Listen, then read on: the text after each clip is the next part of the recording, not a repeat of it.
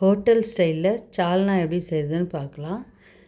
அதுக்கு முன்னாடி என் சேனலை சப்ஸ்கிரைப் பண்ணிக்கோங்க. வாங்க வீடியோக்குள்ளே போகலாம். ஃபஸ்ட்டு தாளிக்கிறதுக்கு கடல் பாசி, பிரிஞ்சி இலை, ஒரு பட்டை, சோம்பு, 5 பச்சை மிளகா, புதினா இலை எடுத்துக்கணும். 2 பெரிய வெங்காயம், 3 தக்காளி, அரைக்கிறதுக்கு இஞ்சி பூண்டு, சின்ன வெங்காயம் 2, தேங்காய் 2 ஸ்பூன் உடச்ச கடலை, ஊற வச்ச கசகசா.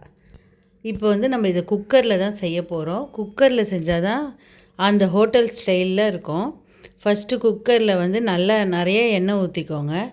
அதுக்கப்புறம் நம்ம தாளிக்க வச்சுருக்க கடல் பாசி, பட்டை இதெல்லாம் போட்டு, பச்சை மிளகா போட்டு, புதினா இலையும் போட்டு நல்லா தாளிச்சிடணும். பிறகு வெங்காயம் கட் பண்ணி வச்சுருக்கோம் இல்லையா, அந்த வெங்காயத்தை போட்டு நல்லா வதக்கணும்.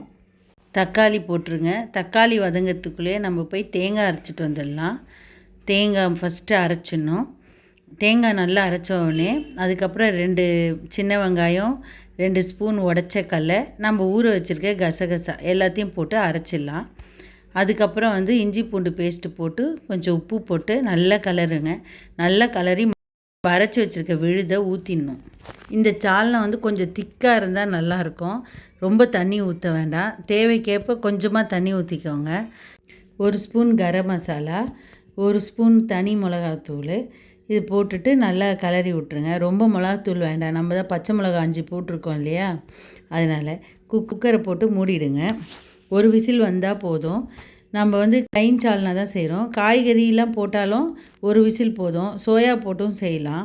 இதே சிக்கன் மட்டன்னா மட்டும் ஒரு 5 விசில் 6 விசில் விடணும்.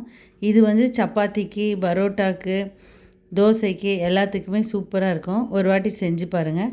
இந்த வீடியோ பிடிச்சிருந்தால் லைக் பண்ணுங்கள், ஷேர் பண்ணுங்கள், சப்ஸ்கிரைப் பண்ணுங்கள்.